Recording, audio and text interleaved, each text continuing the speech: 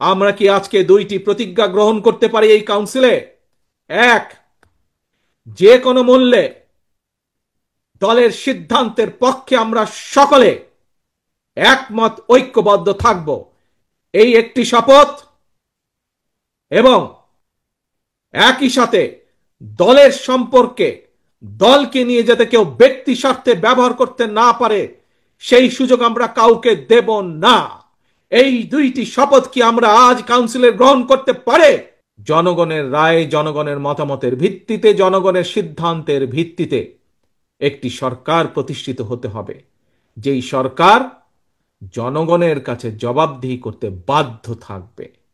এখন অন্তর্বর্তীকালীন সরকার, প্রিয় ভাই বোনেরা, এখানে উপস্থিত প্রত্যেকটি মানুষের আপনাদের জানা আছে যে আগামী বছর ফেব্রুয়ারির প্রথমার্ধে তারা নির্বাচনের ব্যবস্থা করবে।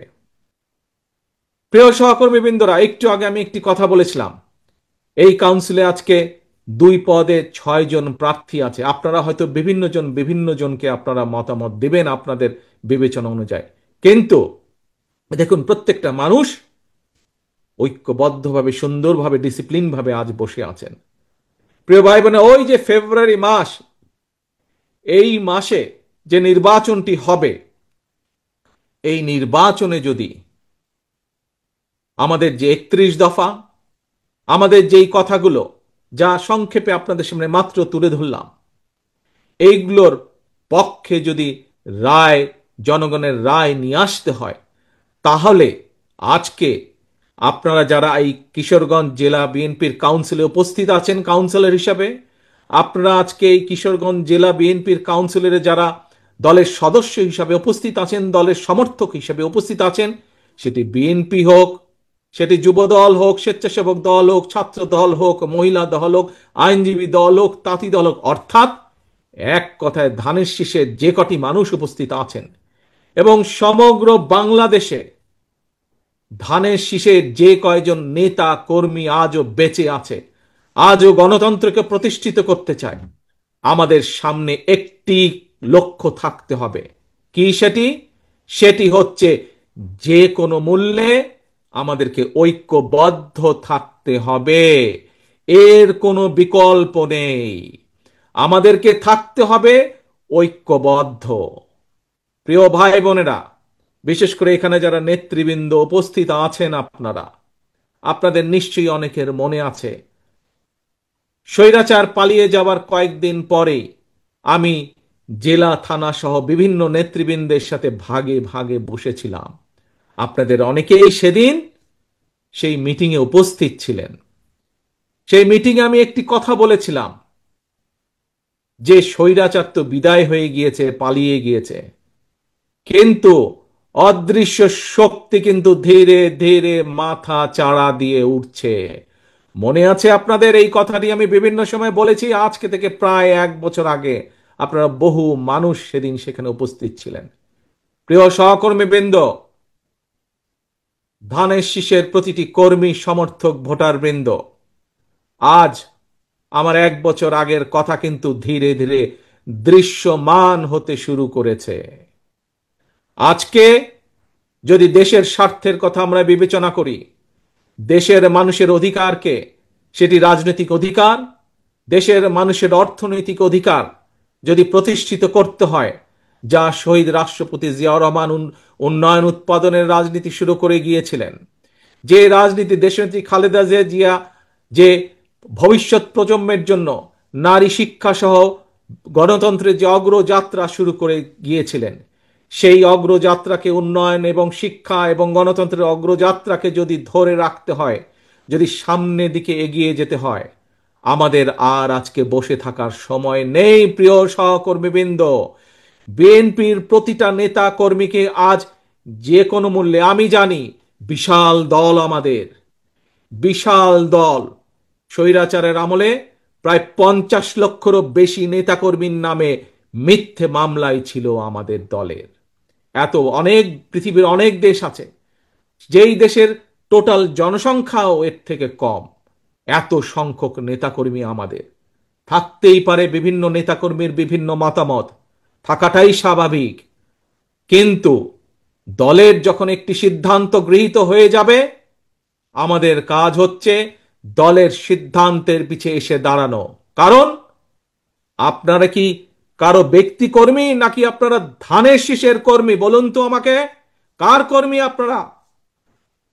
আপনারা কার কর্মী, কোনো ব্যক্তির নাকি ধানের শীষ? ধানের শীষের কর্মী আপনারা, জাতীয়তাবাদী শক্তির কর্মী আপনারা। কাজেই জাতীয়তাবাদী শক্তি ধানের শীষের পক্ষ থেকে যখন একটি সিদ্ধান্ত হয়ে যাবে, প্রিয় সহকর্মীবৃন্দ, আমাদের প্রত্যেকটি মানুষের দায়িত্ব হচ্ছে, যারা আমরা দেশনেত্রী খালেদা জিয়া, যারা আমরা শহীদ রাষ্ট্রপতি জিয়া রহমানের রাজনৈতিক আদর্শে বিশ্বাস করি, আমাদের প্রত্যেকের দায়িত্ব হবে সেই সিদ্ধান্তকে যে কোনো মূল্যে বাস্তবায়ন করা।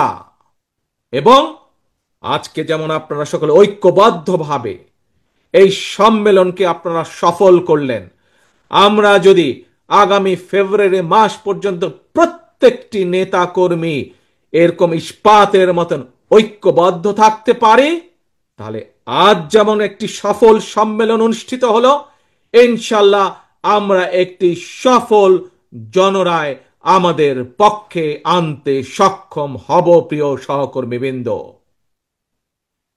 প্রিয় ভাই বোনেরা, সহকর্মীবৃন্দ, আরেকটি গুরুত্বপূর্ণ কথা আমি আপনাদের সামনে তুলে ধরতে চাই। একটি যেরকম কথা হচ্ছে ঐক্যবদ্ধ থাকতে হবে আমাদেরকে। মতামত আগেই বলেছি, হতে পারে বিভিন্ন মানুষের বিভিন্ন মতামত, কিন্তু একটি পরিবারে যখন পরিবারের মুরব্বী একটি সিদ্ধান্ত নিয়ে নেয়, পরিবারের সকল সদস্য সেই সিদ্ধান্তের পিছনে এসে দাঁড়িয়ে যায়, সেই সিদ্ধান্তকে বাস্তবায়ন করে। বিএনপি একটি বিশাল পরিবার, লক্ষ কোটি এই পরিবারের সদস্য সংখ্যা, কিন্তু বিএনপির নীতি নির্ধারক মণ্ডলী হচ্ছে এই পরিবারের সদস্য। সেই মুরব্বী, সেই পরিবারের মুরব্বী, এই বিএনপির মুরব্বী নীতি নির্ধারক মণ্ডলী, সেই নীতি নির্ধারক মণ্ডলী যখন দলের পক্ষে একটি দলের জন্য একটি সিদ্ধান্ত নেবেন, সেই সিদ্ধান্তের পিছে প্রত্যেকটি সদস্যকে এসে ঐক্যবদ্ধ হয়ে দাঁড়াতে হবে। এটি যেরকম একটি গুরুত্বপূর্ণ, আরেকটি গুরুত্বপূর্ণ বিষয়, অত্যন্ত গুরুত্বপূর্ণ বিষয়, যেই কথাটা আমি বার বার বার বার বলে এসেছি। প্রিয় সহকর্মীবৃন্দ, আমাদের সকলকে সচেতন থাকতে হবে। আমাদের প্রত্যেকটি মানুষ, শহীদ জিয়া এবং দেশনেত্রী খালেদা জিয়ার প্রত্যেকটি সৈনিককে আমাদের অত্যন্ত সচেতন থাকতে হবে। কেউ যেন আমাদের নাম ব্যবহার করে, এই দলের নাম ব্যবহার করে, বিএনপির নাম ব্যবহার করে তাদের ব্যক্তি স্বার্থ হাসিল করতে না পারে। কেউ যেন আমাদের নাম ব্যবহার করে জনগণের মধ্যে আমাদের সম্পর্কে বিভ্রান্তি ছড়াতে না পারে। এই ব্যাপারে আপনাদের প্রত্যেককে দায়িত্ব গ্রহণ করতে হবে, প্রত্যেককে কর্তব্য পালন করতে হবে আপনাদেরকে, যাতে করে দলের কোনো বিভ্রান্তি কেউ ছড়াতে না পারে দলের সম্পর্কে জনগণের মাঝে।